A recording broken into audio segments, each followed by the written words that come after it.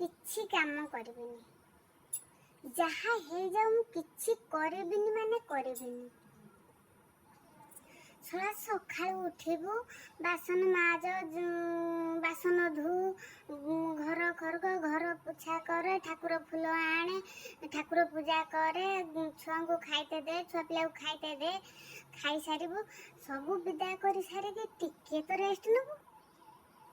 ଯେ ଟିକେ ଆସିକି ବସି ଯାଇଥିବୁ, ଯାହା ହେବେଲୋ ମା, ଏଇଠି ବସିଛୁ ନା, ସକାଳଟାରୁ କିଛି କାମ ଧନ୍ଦା ନାହିଁ।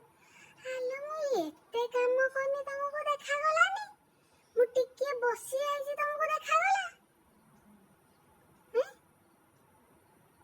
କାଇଁ ଏତିକି ସାଠୁଣା ତମ ଝିଅ ମାନଙ୍କୁ ତ ଶିଖଉନ? ସବୁ ସାଠୁଣା ଅଛି ନା ଏଇ ବୋଉ ମାନଙ୍କୁ ଶିଖେଇବା ପାଇଁ? ଏଇଥର କଣ କହିବ ନା ଆମେ ଝିଅ ଭଳିଆ ଦେଖୁଛୁ ବୋଉକୁ। ଏଇ ତମ ଝିଅ ଭଳିଆ ଦେଖିଆ?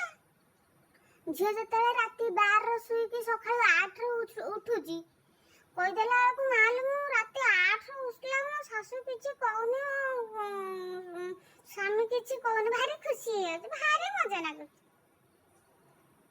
ଆଉ ସେଇଟା ବୋଉ କରିଦେଲା ବେଳକୁ କହିବ ଜୀବନଟା ଚାଲିଯିବ କି, ଆଉ ସତର ବାହାରି ଯିବ, ଆଉ ଫେରିବନି ଆଉ। ଯଦି ତମେ ମାନେ ବୋହୁକୁ ଝିଅ ଭଳିଆ ଭାବୁଛ, ଆଗେ ଗୋଟେ ଭଲ ମା ହୁଅ, ତାପରେ ଦେଖିବ ପର ଝିଅ କରୁଛନ୍ତି କି ନାହିଁ। ପର ଝିଅ କେବେ ଘର ଭାଙ୍ଗେନି।